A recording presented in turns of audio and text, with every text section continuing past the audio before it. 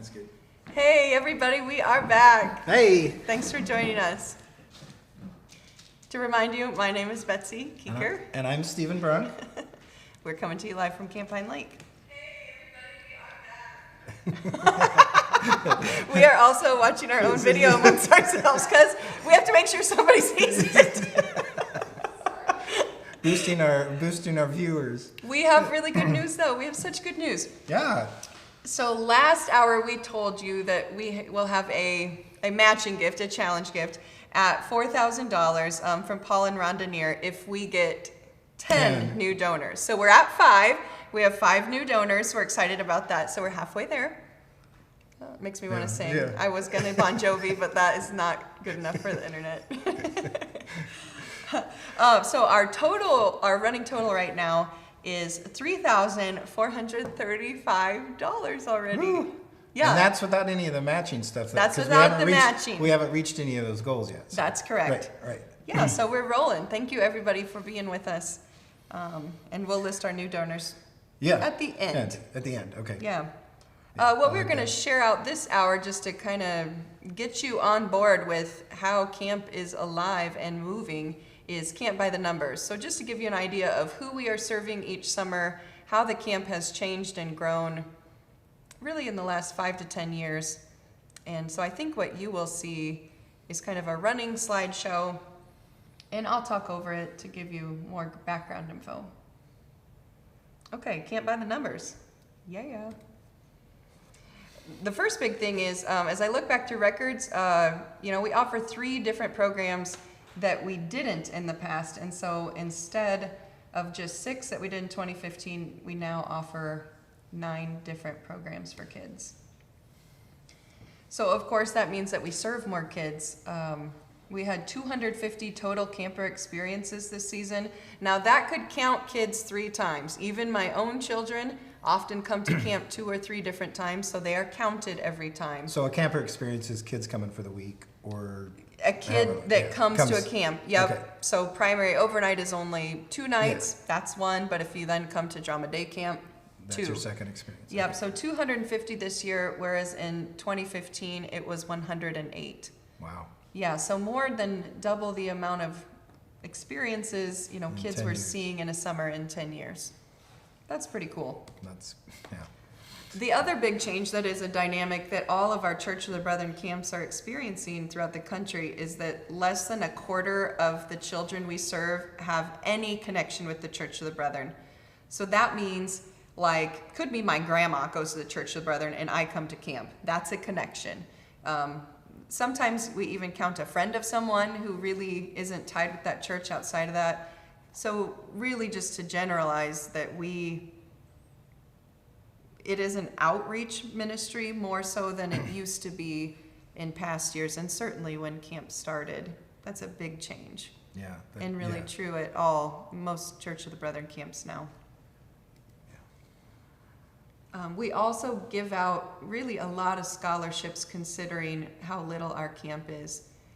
So all first-time campers come at half price. I don't know how long we've done that, but it's at least 20 years. Yeah, it's more. been a long time. Yeah, it's been a long time. So we had 31 of those this summer. So 31 first-time campers receiving a half scholarship, but we also had 40 campers receiving full scholarships. So that means they come and their cost is completely covered by the camp, not by their home church or someone else. Oh, right. Because if their home church covers part of it, that's we don't count You see that as that a full lot with the scholarship. first-time camper fee. Right. Yeah, so the grand total of scholarships granted this summer is $13,650. It's a big present, isn't it? That is. For a little camp. Yeah. We operate each year on $100,000, $120,000. So when you look at it that way, about 10% of your budget, you're giving it away. But I guess that's tithing, right? Yeah. 10%? Right. We're making it back. Yeah. So quick, I'll scroll through the camps that we did offer this year to get to that 9. Primary overnight is our introductory camp. That's kids who are in kindergarten through 2nd grade, and they always come with a trusted grown-up. And we have long offered that camp. We had 33 total people come this year, so that's the child and the adult counted. And I think the adults have as much fun at that camp as the kids. Yeah, it's fun to watch. I Yeah, think a lot it of is. times the adult likes to watch as the kid kind of walks Well, away and makes yeah, camp their yeah. own. Yeah. Big changes, and we have a big crew who will graduate and go to Midler next year, and there were some of them I thought they're never going to come to overnight camp, but this year now you can see they're ready. Yeah.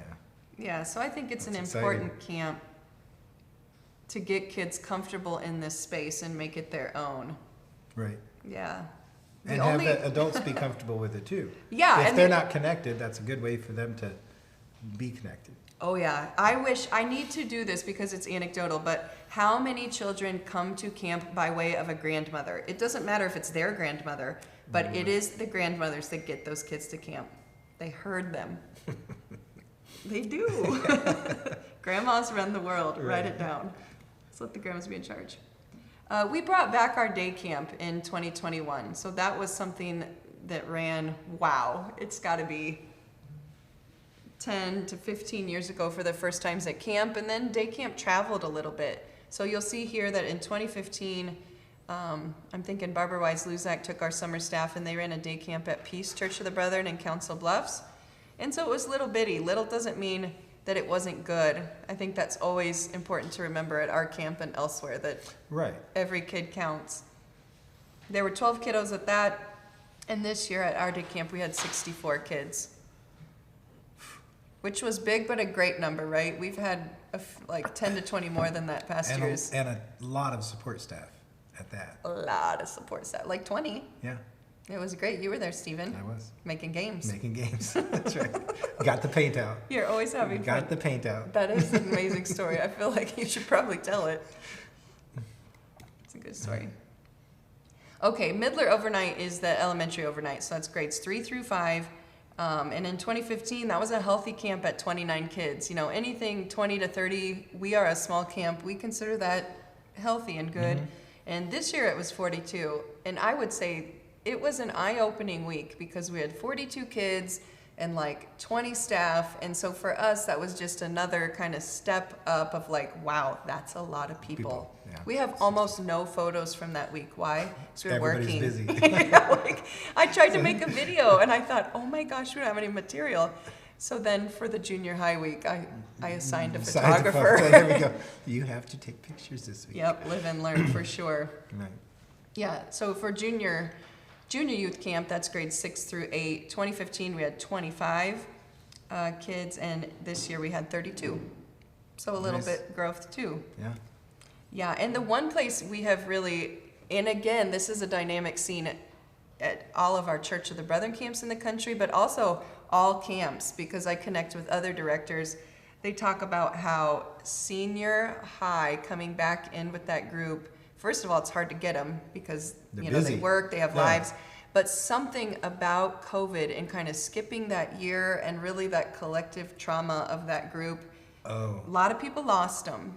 yeah. Not everybody. But this year we had 21 kids, which felt good. Which is higher than it. We've had less than that. Oh, for sure we have. Yeah. The first So, year back from COVID, I think we had 12. Yeah. But in 2015, you'll see 28. Yeah. So that's significantly more and something to work toward or think about or Yeah. note.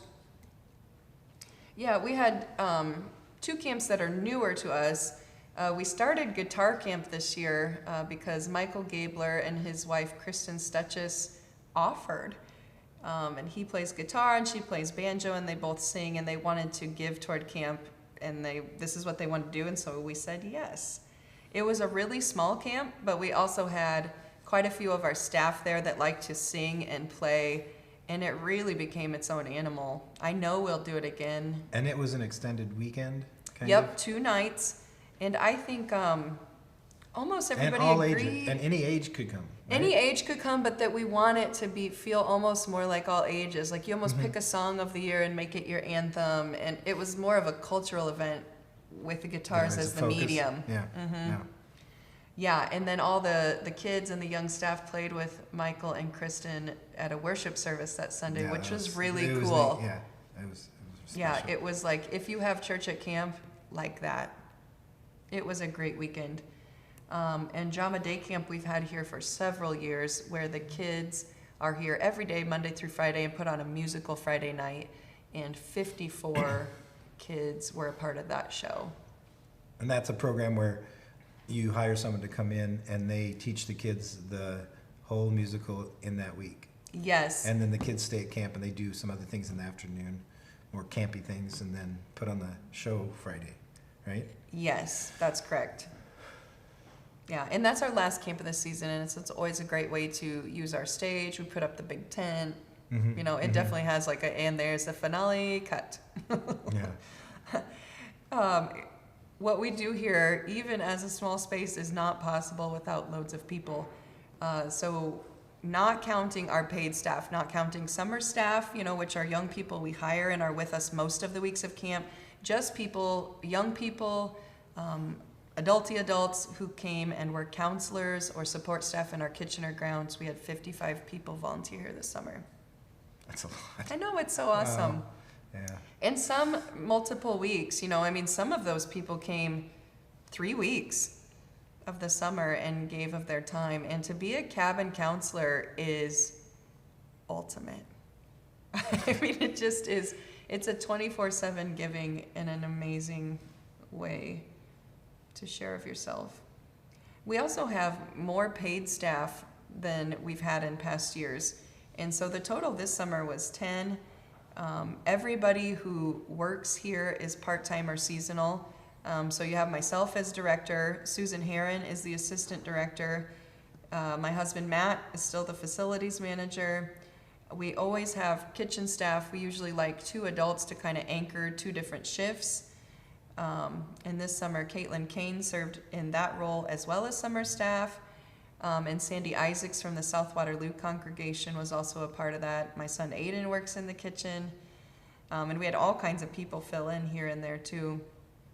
Then we also have summer staff, which to me is always our college-aged people who live and work here all summer. Our only one who filled that role, and again at half because she was in the kitchen, was Caitlin Kane. And we've also started hiring high school summer staff.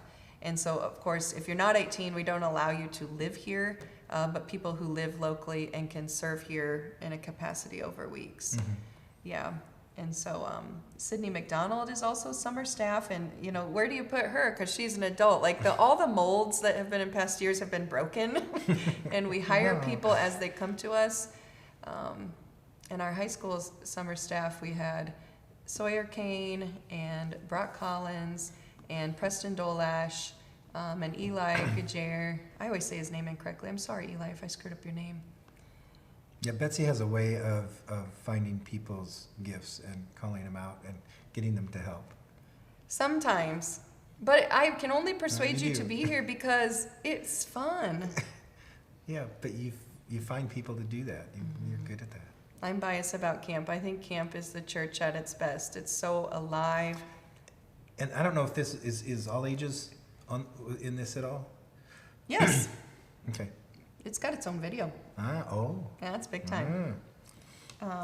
You know, so Stay those are tuned. stay tuned. These are some general numbers to give you an idea about what camp is like now, if it's changed since you were a child or since you were a counselor here. And if you have more questions about numbers, you're very welcome to, you know, drop them in the comments to get a hold of us anyway, and I can try to dig it up for you. Yeah. Numbers tell stories. That's the only reason Numbers and I are friends. Otherwise, no thanks. It's storytelling, yeah. Because it's storytelling. Okay, Okay, what else do we what have to should- share with you? Oh, yeah. Yeah. We have big news. Big news. We have another matching gift. Isn't that fun? So if we reach 7,500 in donations, we have 2 people who have agreed to give $5,000. So when we hit that threshold, We get another 5,000. we get another 5,000. So if we get our 5 new donors and we get to throw our 4,000 on the pile, we'll Yeah. pretty much be there. So Yeah. that's kind of exciting. So jump in. We need you newbies. Yeah. We need yeah. our 5 newbies. Yeah. And Time to talk about. yeah, I people think that it's gave, time to say recognize people that thanks to gave. our new people who have given in the last hour. We right now have 22 total donors. I think that's pretty cool. That's enough to Yeah. have a camp, so we can have donors camp if you all are Donors, interested. Donors thank There you we go. camp, you can set Okay. the menu. It actually would be a blast, so I'm game if you want to do that, everybody. Okay, I'll start with this one. Okay, thank you to Lala in Denver. She is an angel. Yes, our gratitude to Tanya all the way down in Cypress, Texas. Guessing it's still hot there. I got that one. Yeah, many thanks to Julie in Ackley, Iowa. Also like to give a shout out to Addison in Wellington, Ohio. So far from us. We have 2 friends in Ohio now. I'm gonna have to look up Wellington. Let us say thank you to Gordon in Winona, Minnesota. I think I know him. I think I do too. I think we all might know him. Thank you to Pat from Temecula, California. Thankfully, she's not there all the time. And also a thank you to Lynetta from Kieseltown, Virginia. That one really melted my heart. It's always wonderful to be remembered, right? We're over in the flyover country here, so if you're remembering us today, we're really feeling pretty good. And I'm gonna have to check a couple locations, because this map doesn't have every town. Yeah, probably My not. geography is not. Probably that not. good. Okay, so we got an Ohio one that I gotta look at, Mm-hmm. and make sure I get the Pennsylvania. Oh, we have comments? You guys, this is, I gotta keep all my tabs in I'll my keep brain looking for open. this. Okay, what do you want me to say, you guys? I don't see it. Maybe if I look on my phone. Okay.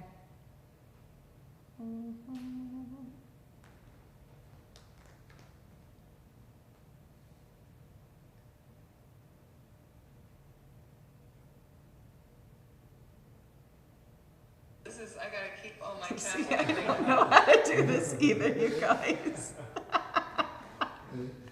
I don't know where to look. Oh, Eli was watching me. I probably said his name wrong. Gajer. I'm gonna call you Eli. I'm gonna call you live. He says hi, guys. Aw, hi, Eli. Hey, Eli. Fun to cook at camp, says Sandy Isaacs. Of course it's fun. We love you too, Sandy. She's committing. She's publicly committing her donation. Wow. I love that. See, this is going to keep us all out of trouble today, you guys. If you were thinking of doing something outside the box, just stick with us on the hour. We'll get you back on track.